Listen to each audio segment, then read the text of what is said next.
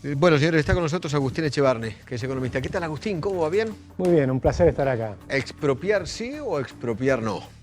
Expropiar es un desastre y la excusa que pusieron es peor. O sea, porque fíjate que estaban hablando de seguridad alimentaria, ¿no? No, soberanía alimentaria. Soberanía, peor Soberanía todavía. alimentaria. Soberanía alimentaria era algo que proponía Chávez. Pero lo decía en Venezuela, porque Venezuela era un país exportador de petróleo y entonces importaban alimentos. Entonces, para ellos soberanía alimentaria era la forma de decir, bueno, vamos a tener suficiente para producir para nuestros propios alimentos. En Argentina es un insulto a la inteligencia. Es un insulto a la inteligencia de los argentinos y es un insulto a los trabajadores del campo y de todo el sector agropecuario, que es un tercio de todos los trabajadores de la Argentina. El sector de producción alimenticia en Argentina es el más eficiente del mundo, probablemente, porque es el que tiene los impuestos más altos. Paga los impuestos más altos del mundo y a pesar de eso, producimos una cantidad de calorías equivalentes como para poder alimentar a 400 millones de habitantes. Es decir, que tenemos una capacidad para alimentar a 9 Argentinas. Entonces, hablar de llegar a la soberanía alimentaria en Argentina realmente es un insulto. Es un insulto a la inteligencia, es un insulto a los trabajadores del campo. Da la sensación que con el tema de Vicentín están dando un poco marcha atrás con el tema de la expropiación y ahora hablan de rescate. Bueno, vos sabés, Eduardo, que intervención y un rescate. gran optimismo que me dio en la Argentina, para la Argentina, fue lo que pasó en Avellaneda, ¿no? La Pueblada, en Santa Fe. Claro, en Santa Fe, en Avellaneda, en Santa Fe. Sí, sí. Y entonces cuando vos Pueblada ves, con y banderas después el argentinas, cacerolazo mucho más amplio, ¿no? Claro. ¿Pero por qué? Porque la gente está empezando a comprender la importancia de la propiedad privada. Totalmente. Que es esencial. La importancia de la libertad. Porque la importancia de la libertad no solo es para estos temas, también es para el tema de la salud, por ejemplo. Si vos comparás lo que está haciendo Uruguay con lo que está haciendo Argentina, en Argentina el presidente y la vicepresidenta dijeron que para ellos la libertad es fundamental y por lo tanto lo que piden es la responsabilidad individual y no hubo una cuarentena mandatoria utilizando la policía, hubo recomendaciones y apelación a la responsabilidad individual. Claro. Entonces, ¿qué es lo que ocurre? Que eso te hace que todo funcione mejor. Por ejemplo, si una persona juega al tenis, estás a 20 metros de distancia del otro, no hay una gran diferencia. Ahora, yo tengo un amigo que lo denunciaron por jugar al tenis abajo de su edificio que tiene una cancha. Entonces, imagínate, jugaba con su hijo al tenis y el vecino lo denuncia, le ponen una multa. Pero en realidad, la probabilidad de contagio que él tenía era 0. Entonces, no tiene sentido. Cuando se hacen las cosas de manera mandatoria, no tienen sentido y se provocan cosas ridículas, como por ejemplo, llevar a todos los jubilados a cobrar afuera todos juntos el mismo día. Es decir, una cantidad de cosas que hemos visto. Vemos al avión presidencial que está yendo al sur con 90 personas, con periodistas, qué sé yo, a un lugar donde no hay contagios, yéndose del lugar donde hay mayor... Vamos, a ver, es cierto que hubo 90 personas allí que fueron de distintos lugares. El avión presidencial llevó 7 nada más. Sí. Bueno, pero no importa. Pero van se 90 juntaron personas... 90 en personas, un lugar... En un lugar chiquitito. Exactamente. En Villa Langostura, que es divino, que no tienen contagios, no tiene ningún sentido. Y para inaugurar una obra que además la había hecho Macri. Entonces, están usando la política en plena pandemia. Y eso yo creo que es inmoral. ¿Sabes? Yo creo que es inmoral. Entonces acá hay un problema que, y yo creo que la moral es lo fundamental de todo lo que nos está pasando. Porque lo ves también, por ejemplo, en la relación público-privada. El sector público insulta al sector privado, les dice miserables. Lo ves, por ejemplo, que el sector privado está recibiendo un impacto brutal, ¿no? Una caída brutal en sus ingresos, y el sector público no lo acompaña. Es decir, no ves que están bajando los sueldos del sector público. No, cobran el 100%. Cobran se el quedan en 100%. su casa, cobran el 100%. No laburan hace 6 meses, no sé, 4 meses, no sé. 3 meses, pero... Más o menos. ¿Y no percibís al mismo tiempo un hartazgo? Por supuesto. Pero pará. Un hartazgo impositivo, porque hace minutos nada más acaba de anunciar Luis Lacalle Pou, el presidente de Uruguay, más incentivos para que los argentinos se radiquen directamente en Uruguay, que tengan domicilio fiscal en Uruguay. Con solo $350.000 pueden tener domicilio fiscal en Uruguay, permanencia solamente 60 días. Es decir, digamos, sí, hay una suerte de competencia, por supuesto, fiscal y aprovecha, me parece, el hartazgo impositivo que hay acá en Argentina, con la presión impositiva.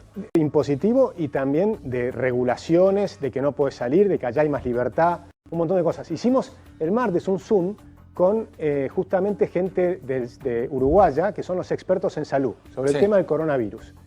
Las respuestas de la gente, las preguntas de la gente, que hablábamos del tema del coronavirus y demás, y cómo lo hicieron ellos, que entre paréntesis, si quieren les cuento porque es fascinante, los tipos lo hicieron mucho mejor que nosotros, pero eso dejame un segundo después.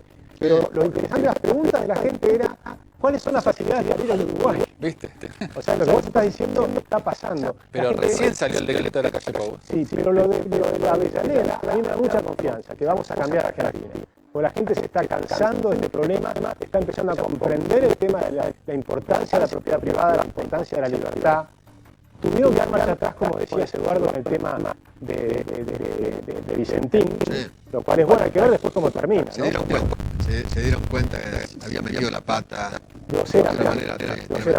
Y el tema del coronavirus, que para mí es importantísimo, Uruguay ha tomado ejemplos. Cuando uno analiza el mundo, tenés lugares donde hicieron mejor que otros. Por ejemplo, cuando comparás Bérgamo con Véneto, que los dos son norte de Italia, yo hablo de Suecia, hablo de Hong Kong y demás, me dicen, pero el tema cultural, etc. Bérgamo y Véneto, norte de Italia. O sea que estás a 2 horas de distancia. Y en uno le fue muy mal Bérgamo y en Véneto le fue mucho mejor. ¿Cuál es la diferencia? Bueno, en Véneto decidieron que los pacientes no vayan al hospital, los atendían en sus casas. Y había un sistema ambulatorio para tomar los test. En Uruguay hicieron un sistema de unidades móviles. Entonces, para no concentrar a los enfermos. ¿Por qué? Porque se descubrió en Surcorea que el virus permanece en el aire. Entonces, es un virus de muy baja mortalidad. O sea, como si fuera un veneno muy suave. Pero, si se va acumulando, pasa a ser muy grave. Por eso se puede morir hasta gente joven, enfermeros o médicos jóvenes. Entonces, no tenés que acumular a la gente en ningún lado, tampoco en los hospitales. Entonces, cuando vos haces testeos ambulatorios, la gente en Uruguay va, por ejemplo, hay un sistema por una aplicación, vos te anotás en la aplicación y te vas a hacer el testeo en tal hora, en tal lugar, y vas en auto, no te bajás del auto, te hacen el testeo y te volvés a tu casa. Entonces el virus no está circulando, el enfermo no está circulando. En cambio, si vos los concentrás, ¿qué pasaba con una gripe común? ¿Por qué ahora hay más muertes? Porque la gente va al hospital. Entonces se acumulan el virus en los hospitales. ¿Qué pasaba con las gripes? Fíjate lo que es el caso de Italia, que es importante entenderlo, ¿no? Y esto es del Instituto Superior de Salud de Italia. Vos sabés que el 96% de los muertos por coronavirus no son muertos por coronavirus. 96% tenía otra enfermedad grave. 56% tenía 3 enfermedades graves, además del coronavirus, y en promedio de edad 81 años. Entonces pasaba una persona que tiene 3 enfermedades a 81 años y está en su casa con su familia. Normalmente se muere en su casa. Y en cambio quiero aclarar un par de cosas, digamos, completar un par de cosas. Simplemente para contarles, el Véneto es una región, de una de las 20 regiones italianas, la capital es Venecia, e hizo las cosas muy bien después de Bérgamo. Digamos, el Véneto tomó el ejemplo de Codogno, que es un pueblo también de la Lombardía, y el ejemplo de Bérgamo para no cometer los mismos errores. Entonces fue una suspicacia, realmente una percepción inteligente de la realidad del gobernador Zaia, que dijo, bueno, yo no voy a cometer los mismos errores que cometieron en Lombardía. Deberíamos hacer nosotros. Absolutamente, pero nosotros no es que cometemos errores, porque ahora no han aumentado las muertes comparativamente. Las muertes van a aumentar, pero van a aumentar las muertes. Y bueno, el Instituto Cardiovascular de la Ciudad de Buenos Aires muertes por ya dijo que van a aumentar entre 6.000 y 9.000 muertos, nada más que por la cuarentena del mes de abril. Nos lo contaron ayer. Sumale mayo, sumale junio, la cantidad de muertes pero esto además se sabe de antes. En la recesión que provocó el 2008, provocó un aumento de 500.000 muertos por la recesión, de cáncer, solamente de cáncer. Entonces, la cantidad de muertos que va a haber por la causa económica va a ser mucho mayor que esto. A nivel mundial, la Organización Mundial de las Naciones Unidas, que tiene un programa que es el Programa Alimentario Mundial, calcula 27 millones de muertos en el tema del hambre, extras.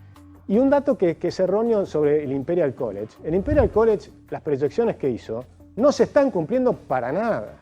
El Imperial College dijo que iban a morir 550.000 personas.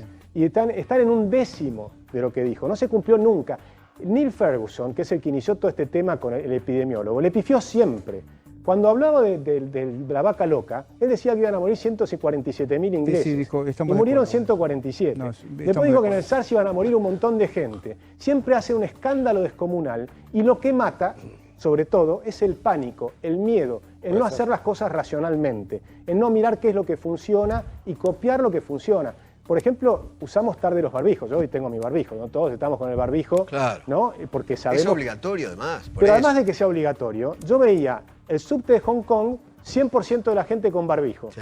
Subte de Nueva York, nadie con barbijo. Sí. Y Hong Kong tenía 4 muertos y Nueva York tenía un montón de miles de muertos. Yo no necesito ser experto para decir, mira, yo por las dudas copio a los de Hong Kong. Claro.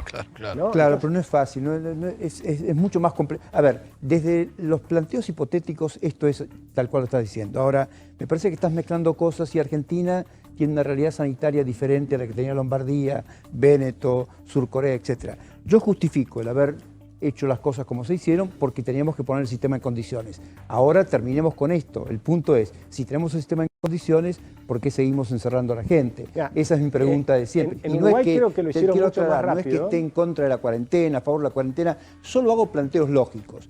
Si nos encerraron 9 semanas u 8 semanas para poner el sistema en condiciones y ya está, bueno, empecemos a ver cómo funciona el pueblo argentino con el sistema de salud articulado. pero vamos a tener unas consecuencias dramáticas. Eso no lo El sabemos. PBI, sí lo sabemos. El PBI de la Argentina va a caer Bueno, eso sí, entre eso, por 10 supuesto y que lo sabemos. 15%. Y una caída de 10 y 15% sumado a los 2 años anteriores. Va a ser tremendo. Es tremendo y va a tener consecuencias en cantidad de muertos. Y sí lo sabemos, no sabemos la cantidad, pero sí sabemos que va a ser mucho más grave que la muerte del coronavirus. O sea, si veníamos de tierra arrasada, vamos a tener tierra pulverizada, ¿no? Sí, y además vas a tener temas muy graves. El costo para las familias es tremendo, Eduardo, es tremendo. Hay que entender lo que está pasando ahora. Quebraron 15.000 empresas en abril. Probablemente mayo, algo parecido. Junio, ponele que algo parecido. Sí. Entonces vamos a tener un sistema de caída de los ingresos de las familias de 2 millones de personas, brutal. De gente que además no está acostumbrada a vivir en la pobreza. A los que están en la pobreza, que le está dando los 10.000 pesos más todos los subsidios y qué sé yo, más o menos se la van bancando como la venían bancando antes. Pero esta gente va a tener un descenso rápido, descomunal, en sus ingresos. Que es gente que nunca pidió un subsidio, nunca pidió un bolsón de comida. La presión psicológica para Va a ser esas tremendo, familias, tremendo. si a eso le sumás que están metidos en una cuarentena, es brutal. Por eso está aumentando, por ejemplo, la línea 147 de un 20% las llamados por violencia intrafamiliar. Sí, claro, Entonces, obviamente. lo estás viendo hoy. Es una No olla a que- presión tremenda. Es una olla a presión Tremendo, que estamos tremendo. generando, que yo les pido, por favor, empecemos a entender esto, hagámoslo con la protección adecuada. Fíjate que los Con la supermercados... distancia, con El esto, protocolo que alcohol en tenés gel. en el canal es impecable. Los protocolos que hacen los supermercados, Claro. los frigoríficos, que están todos abiertos, los bancos y demás, la perfecto. verdad que está funcionando bien con muy pocos contagios. es verdad. Con muy Totalmente, pocos contagios. totalmente. Entonces hay que ser los contagios responsable. son más sociales que laborales o profesionales. es verdad. Exactamente. Un pintor que va a pintar un departamento que está cerrado, no contagia a nadie, va en bicicleta, va como sea, en auto, lo que sea, y lleva su mango a casa. Tal cual. ¿No? Entonces, Agustín, muchísimas gracias. muchas gracias. Muchísimas a ustedes. gracias. Un placer.